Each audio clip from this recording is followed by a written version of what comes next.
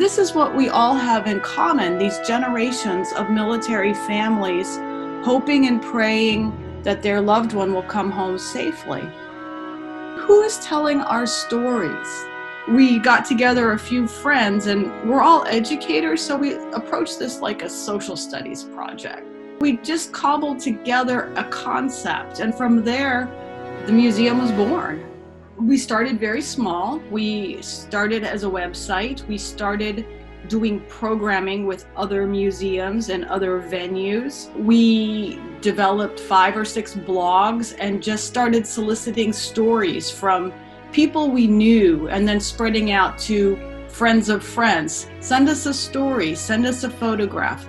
So we stayed online for several years, and we, at the same time, wanted to learn what it is to be a museum. So we worked with other museums, learning, collaborating, took classes and workshops. And so we went from a concept to a website and blogs to getting an office. And then people started sending us artifacts. And gradually we built up until we are now a building, a physical museum that has won some national awards. So in 10 years, we've gone from concept to attraction, to archive, to library. We're not just a museum. We are a community meeting space and a place for people to come home.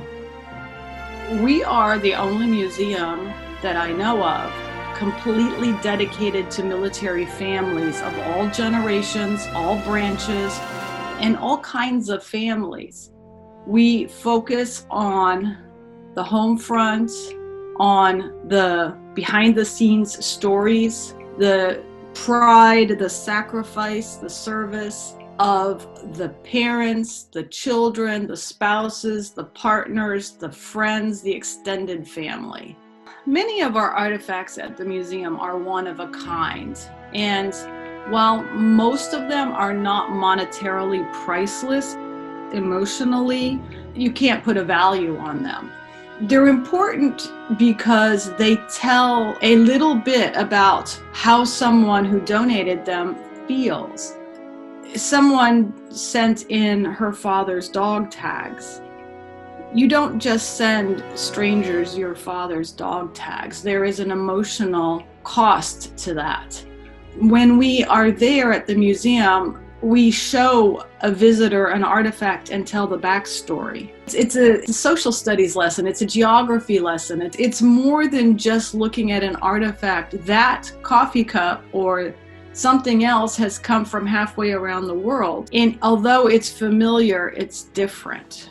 We have some very unusual artifacts that soldiers in World War II brought home from the battlegrounds for their spouses, their sweethearts. Things that were left behind on a Revolutionary War battlefield. We have letters going back to World War I and telegrams saying, "Your son is missing." We have so many things that just speak to that time and place in history, but it's now personal because it has been in the family since when it was picked up and then finally came to us. One of the more unusual artifacts we have is a tiger skin. It is a full Bengal tiger that a teacher picked up along her travels with the Dodd school system, and it is sitting in our memorial room. And it's not something we like to show because Bengal tigers are endangered, but this tiger speaks to death. It was killed by an Indian officer, and everything in that room speaks to death. We have a painting of a child who was killed in Vietnam just for being in the wrong place at the wrong time. The service member who painted the picture was with her in Vietnam when she died. He did not know her name, but he was so haunted by her presence that decades later he painted her portrait. So the tiger and the little girl are in the same room alongside coins and mementos that visitors have dropped off in honor of their loved ones who have passed, either directly in battle or indirectly in battle through suicide or cancers and things like that. So we are a museum that does not glorify any particular aspect of the military life. We presented all the good, the bad, the in-between, from the earliest moments of a mother touching her newborn child to the last breath that the veteran takes before he or she passes. We have all of those stories and everything in between. Everyone who comes into the museum says, wow, I had no idea. Many of the people who come to the museum are somehow affiliated with the military, and there's always a common denominator. They can find something that they relate to and that we can also relate to. Reactions vary from, oh my gosh, this is wonderful, to, oh, now I understand why my father was like this. Oh, yes, I remember these. Well, one of our more unusual things is an ironing board. It's not really unusual, but it makes sense to everybody who comes to the museum. Ironing BDUs. We have a can of spray starch and an iron and a pair of starched BDU pants. And I'll tell you, they're still starched after 10 years of sitting on that ironing board. There's laughter, there's tears, I used to do that. Oh my gosh, look at those boots over there. They're not very polished. My father would never have let me get away with not polishing the boots like that.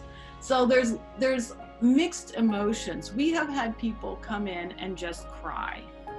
We have had people come in and tell us how senseless war is.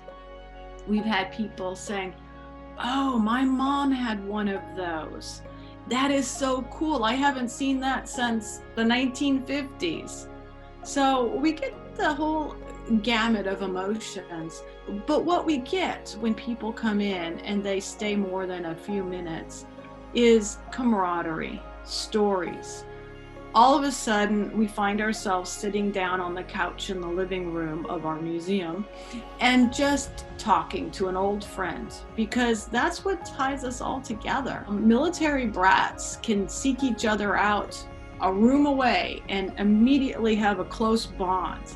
Same with veterans, same with spouses. We have an archive of thousands of firsthand stories sent in by people from all generations. School students coming in can see these artifacts and explore them, read them.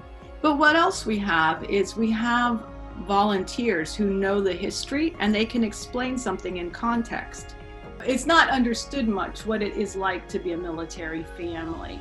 And so what I hope people take away from an experience at the museum is not what they have decided a military family is like based on what they see on the media, which is either a heartbroken family standing in front of a gravestone or a flag-draped coffin. And it's not these surprise welcome homes that you see everywhere. Military family life is complicated. It's very behind the scenes. It's very important to understand what a military family contributes to the security of this nation. You know, people don't think about it, but all the things that go into making our armed services work as well as they do is because there's a solid family behind doing a lot of the work, keeping the families together, doing their own jobs. And also, many people volunteer in the community. So we military families bring a lot to the community that they don't see. And so it's important for people to realize what a complete picture of history is. And by doing that, they have to look at the story from every angle.